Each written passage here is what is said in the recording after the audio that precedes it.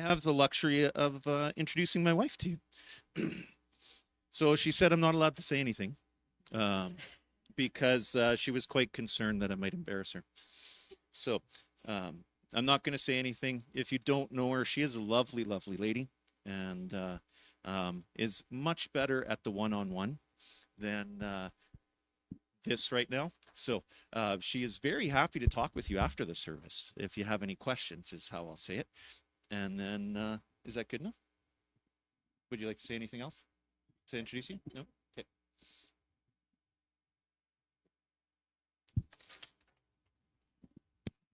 Okay, I was given very clear instructions on where to hold the microphone today. So, which button do I push to? This one? Okay, well, thanks for having me here this morning. I've been working with Father's House International for 3 years as the office administrator. And I just wanted to share a little bit about the organization with you guys since I've been there for so long. Father's House International is a Canadian-based organization that works to bring hope and healing to orphaned and abandoned children in Romania and South Africa. The goal is to come alongside local Christian families that are fostering children to keep them out of state institutions. Father's House provides parental training for dealing with mental health issues, regular child development, and spiritual encouragement and development, as well as peer support for both children and parents. The goal is to have the children be part of a family and know that they are loved by their foster families, the people of our organization, and most importantly by God. Father's House has directors in both countries that facilitate the training and support of our families. A bit of history on the countries. So in 1966, Nicolae Ceausescu, the ruler of Romania, placed a ban on birth control and decreed that women under 40 were required to have 5 children. The intent of these laws was to increase the population as well as build the Romanian workers' army. The laws created a problem as within a year, women began dropping off unwanted children at state orphanages or hospitals. The sentiment was if the government wanted them, the government should raise them. After the overthrow of Ceausescu in December of 1989, the world became aware of the many orphanages with large rooms of youngsters. So this is one of the orphanages that I visited when I was there. So there were large rooms of youngsters with only one staff member to care for their needs. Child abandonment continues to present day in Romania, and new mothers desert their children because they feel that they do not have the resources to raise them. So Father's House is also working in the province of KwaZulu-Natal, which has one of the largest child populations in South Africa, and the highest orphan numbers, with 17% of children in that province recorded as orphans who have lost a mother, a father, or both parents. The orphan crisis in South Africa is due to it having the biggest HIV pandemic in the world, with 7.7 million people living with HIV. HIV prevalence among the general population is high at 20.4%. Much has changed over the past 20 years. However, when we first started in South Africa, having AIDS and HIV was still a death sentence, and there was and still is a stigma if you were diagnosed. Many people avoided going to the doctors for treatment due to that stigma. Because of this, the orphan crisis continued. Over the years, better education and access to treatment has helped individuals seek help. However, the parentless population remains. In Father's House, one child is so much. As mentioned, our mission is to place orphaned and abandoned children with committed families in their own countries of Romania and South Africa. They are raised by loving parents, they go to school, play with neighbors, and help with chores. They grow up knowing what it is like to be part of a family. We provide educational assistance, nutritional counseling, medical support, and even parenting classes in order to help these children to grow up to be strong, healthy, contributing members of their community. Our goal is to teach these children what it means to be part of a healthy family, so that as children they can break the cycles of abuse and abandonment and raise children in healthy families of their own. We work to form a community of foster families with the hopes of encouraging others to join us to provide safer, loving homes for children that's so desperately needed. We know that to take in a child is not an easy task, especially given the trauma that these children have endured, which is why we seek to provide relational, spiritual, and emotional support to the families as they follow God's calling to care for those in need. We are advocating the well-being of children and want to prepare and train families to give them the best tools possible to be successful. The resources provided by the local government are extremely limited, both in educational training for parents and economical resources. So when I first heard about Father's House, it was about 26 years ago. They were still in the setup process. So my first trip to Romania in December of '99, I joined another volunteer from Canada, as well as some Romanian staff in preparing the house to welcome children. I flew there with 2 large bags of donations of toys and clothing for the children. We spent a lot of time cleaning, painting, and doing laundry. And they didn't have a dryer there, just a washer. So we had to hang everything on racks and crank up the little furnaces in the corners of all the rooms. We were also able to visit a state orphanage, which these pictures are from. We were given a tour of the different rooms for different age groups. And I remember the nursery being the top corner. That's the nursery that I went into. And it was just, Matthias was saying how nice it is to hear the crying of babies, and considering all those cribs were full, it was so quiet there.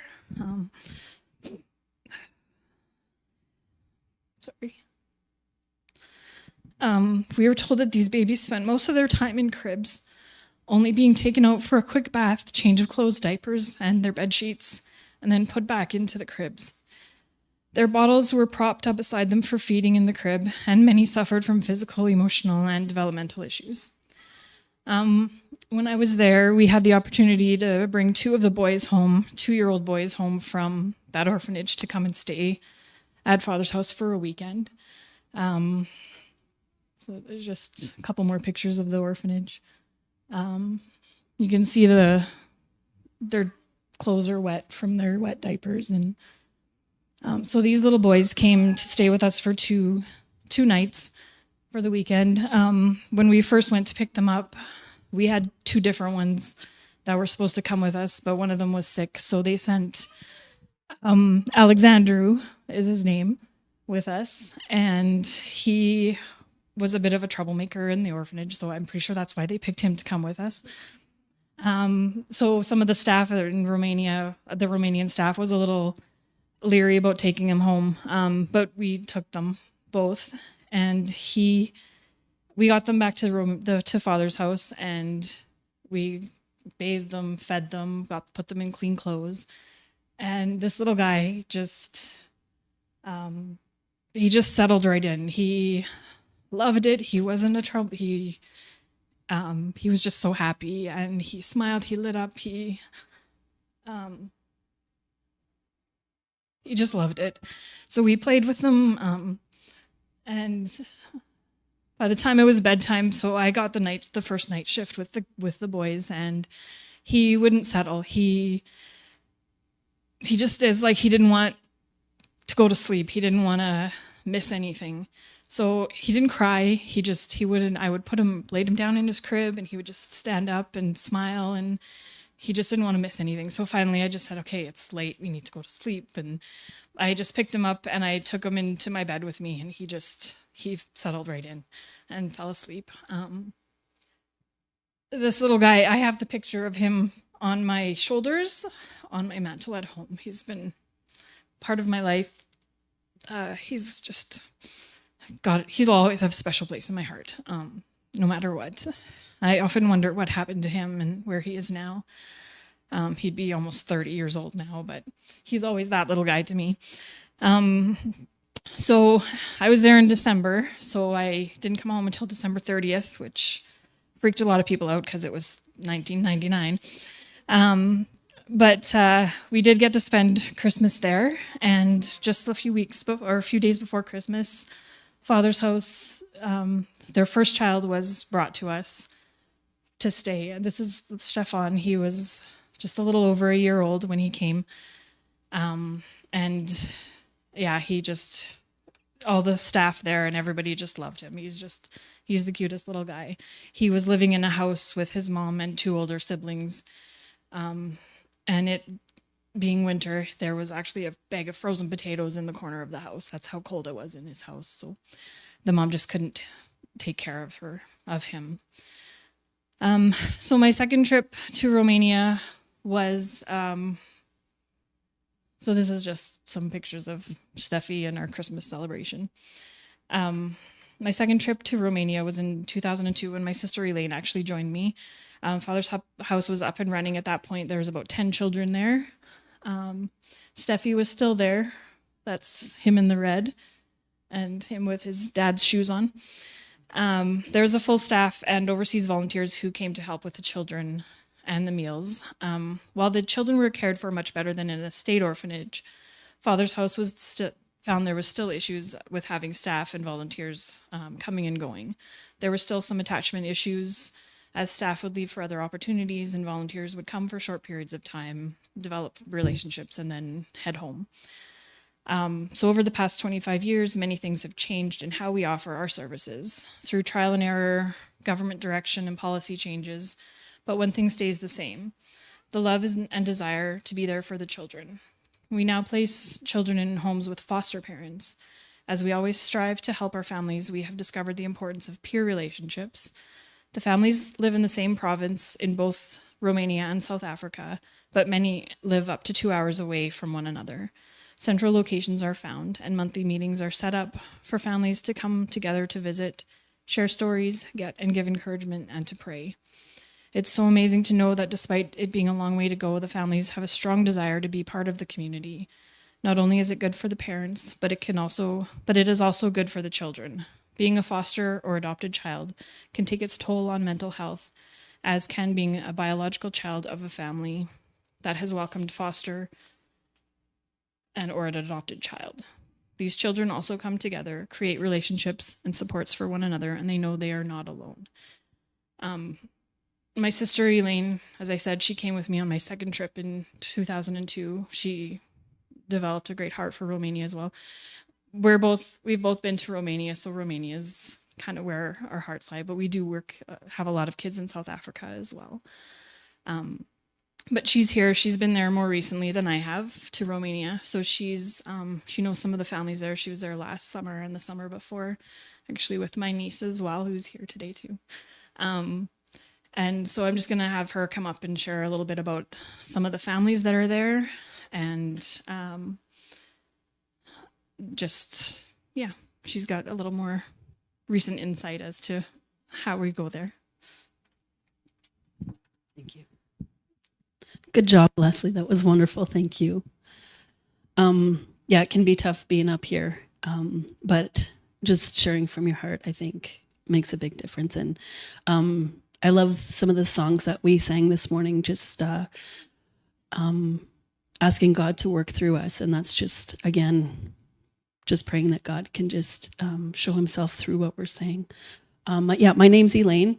I am Leslie's sister.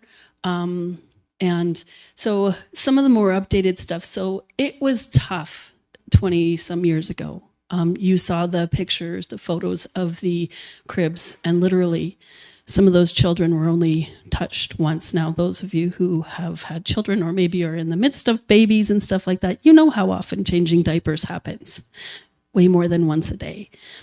So it was really tough to see some of those situations. So the reason that I'm really happy that and grateful that Leslie had a heart for this organization, because my father's house journey started after hers. When Leslie came back from Romania the first time, my husband and I were struggling to have a family. And so after hearing about the number of orphaned and abandoned children, we decided to pursue an adoption from Romania. And that was tough too. And so I decided, I had an opportunity, and it's like, okay, if we're going to bring home a baby from this European country that we know nothing about, I wanted to go and check it out. So I was able to go and spend about 2.5 months there in 2003. Unfortunately, due to political reasons, after so many years, we weren't able to complete our Romanian adoption, but both Leslie and I just continue to be part of this wonderful organization. So I'd just like to share a couple of stories about some of the children and the families that we have now. I'm going to get you. So these photos, actually, this is just First of all, I just want to say that in Romania, they like to use the name Alexandra and Alexandru. There's lots of Alexes, there's lots of Nicks and Ali's. So anyways, this is Alexandra. She was born in 2005. So actually, if you want to go to the next slide. She has a twin brother, and they became part of the Bochcore family at the age of 1. So when they were placed, Alexandra had severe burns covering 80% of her body, due to being scalding while living with her biological family. She and her brother with Alex were placed in the father's house home. Yes, it's Alex and Alex again. So they were placed in a father's house family, and Simona and Nikolai, they stepped up to the challenge of caring for them. So over the years, Alexandra had endured many skin graft surgeries as she's grown and will continue to need them over her life. Just due to the scars and so on, as she grows, she just needs multiple skin grafts. But she's doing really well. Both she and Alex are amazing young people that are fully involved in their church, in the youth group, and they meet at least monthly with all the children from Father's House families. Leslie had mentioned that it's kind of tough to be a foster or adopted child sometimes.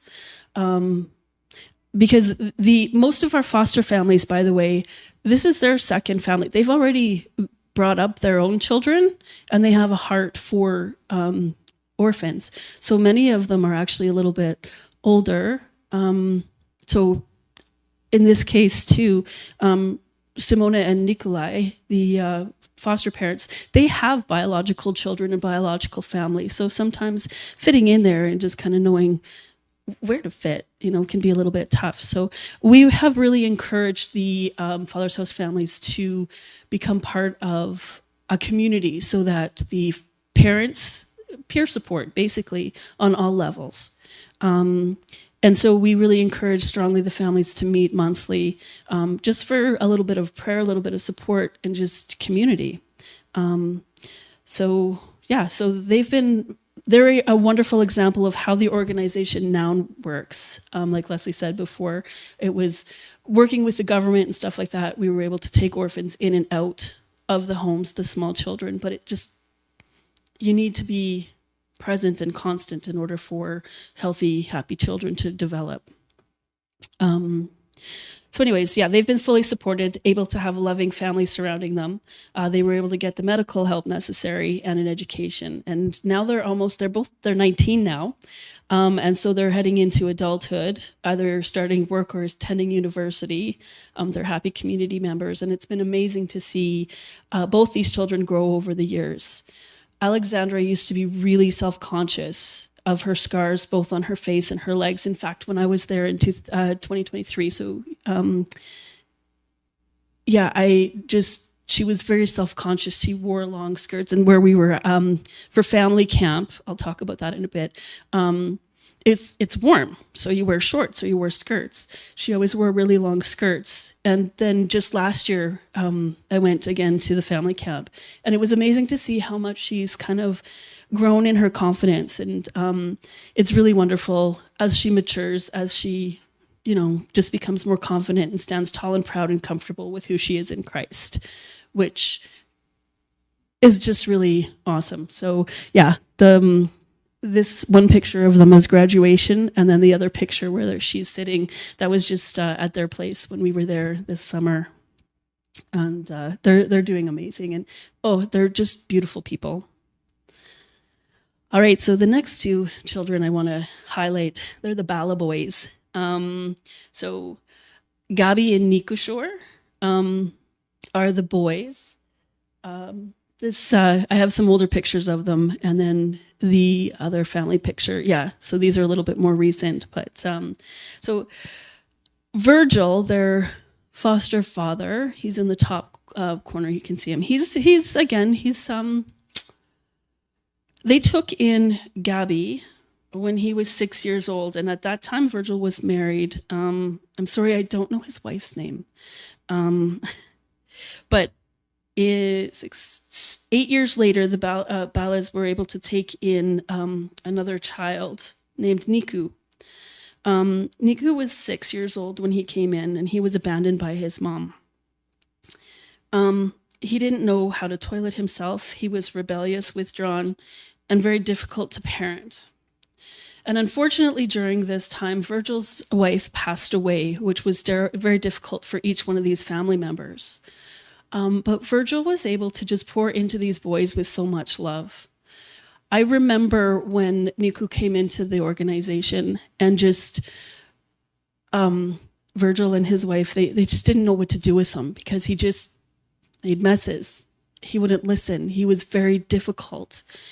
And I remember praying for the family and just being like, trying to decide. I remember the board trying to decide whether, should they keep him? Should they, because it's tough. But yeah, they persevered. And now Niku, he's 16 years old. And Gabby, his older brother, is 22. Gabby is attending university, and he's a top student. He's got a great sense of humor, and oh my goodness, the kindest heart ever. And Nick has come such a long way. He's like my Romanian boy. He's almost like the little boy that my husband and I, we were actually matched with the little guy way back in 2004 to be, to bring home. But because politics, it didn't work out. So anyways, I think Nick is like my Romanian son.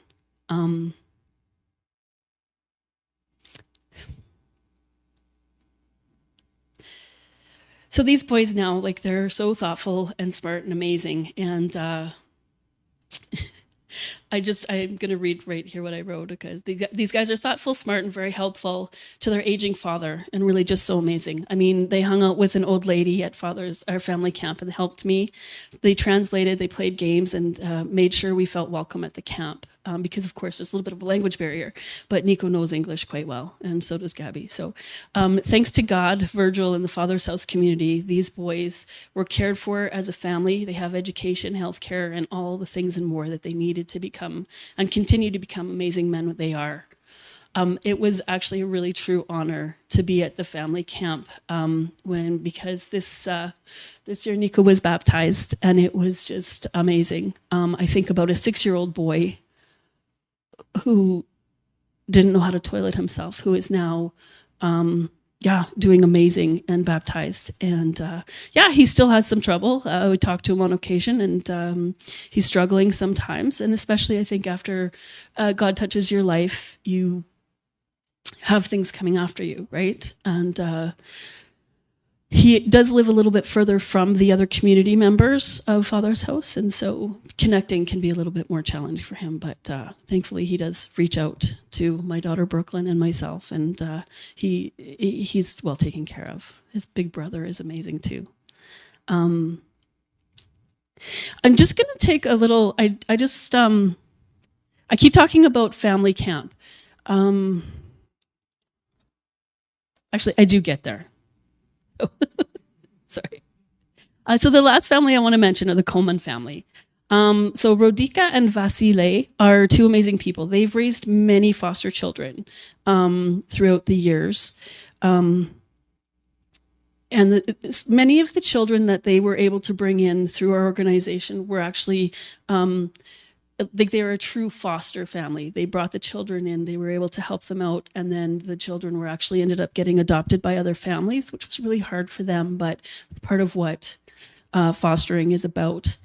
But these children that they had brought in, the Comans were able to, they have a wonderful farm out there. So they're both at home and have really poured into the children. So kids have come out knowing Bible verses, praying, and having a good biblical foundation, which is a big part and important part of our organization. But despite having their hearts broken after each separation, they continue to welcome more children into their home. These three that they're currently fostering, they're siblings. They were abandoned by shepherd parents on the top of a hill with no means of survival. They were found by social services without food, heat, and water. The oldest child, Petruca, who was 9 at the time, was taking care of 5 younger siblings, the youngest of which was an infant. Unfortunately, the 6 were separated into different families. However, Petruca, Petru, and Florina were placed together with the Coleman family. So, yeah, these are them. This is a recent picture of them. But when they came in, Petruca, she was 9, like I said. She didn't know how to read or write or the meaning of numbers. She had fought to keep her siblings alive for many months after their parents had abandoned them. When she was first put into care, she was begging to be, she was really missing her family so much. But after experiencing the love and the care by the Comans, she actually begged not to be returned to her biological family. She's now 14 and the best student in her class. It's taken a lot of effort and determination to bring her to this stage, but she's turning into a wonderful teenager. She's beautiful. She's the one in the middle, by the way. I'm sure you can figure that out. But anyways, her brother Petru, he's a happy, active boy who loves farming. He's improving in school. And then there's Florina. She's about 10 now, and she's just a darling. She does have special needs and developmental delays, but she really is blooming under the care of the Coleman family and is actively involved in doing chores. She loves animals and she loves playing with other children. And it was so sweet. Her and Brooklyn, my daughter, have a really amazing bond. Brooklyn and I had the privilege of going to Romania again for the past 2 summers. And when we had gone to their house, it was really sweet because Brooklyn had asked to use the powder room. And so she had a bag with her and stuff. And so Florina, she didn't really talk a lot, but she just kind of grabbed onto Brooklyn's hand and was like, here. And Brooklyn's like, but okay, I'll go with you. She took her to where the washroom was, and then she took her bag to make sure that it was like, all taken care of, and made sure that Brooklyn was all, got to do the things that she needed to do. And she waited for her, and then Brooker took her back out and escorted her and showed her around the farm and stuff like that. And she did it with a smile on her face the whole time. And so even though, she doesn't necessarily speak very well and so on, she has an amazing heart for just making sure that people are well taken care of. So I keep talking about family camp. So the daily lives of our Father's House families is, of course, daily lives. They go to school, they eat.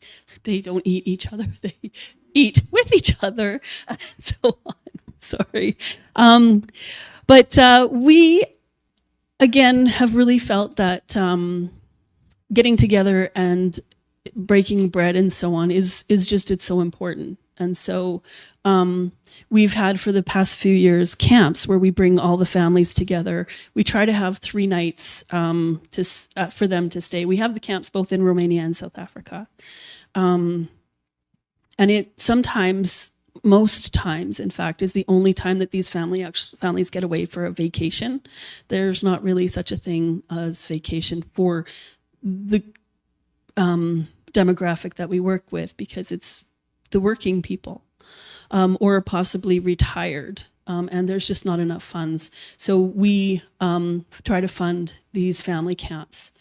And then my daughter and I had the opportunity to go because we can go and help do children's programs so that the parents can just sit back and relax. It's nice to just be able to do that, right? But still have family time. It's a time for prayer and healing. Education and knowledge is shared, but most importantly, it's a time for our families to be cared for and poured into. We encourage relaxation, games, and breaking bread together. But unfortunately, these camps are the first to get cut back when financial times are difficult.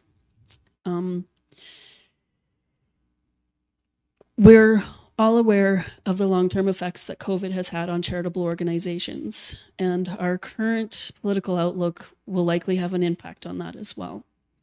Why are we here today? We're looking for partners and individuals and churches to help support our organization as we struggle to continue to do the work we're doing. Now, I know this presentation is really heavy on the Romanian information because that's where Leslie and I are most. I have been to South Africa, but again, that was like in 2003. So it was a while ago when we were first getting started there. But just in South Africa, social workers are literally knocking on our executive director's door and asking if we can take in more children. Just in 2003, an infant, I'm going to try and pronounce this name, Zifosathu.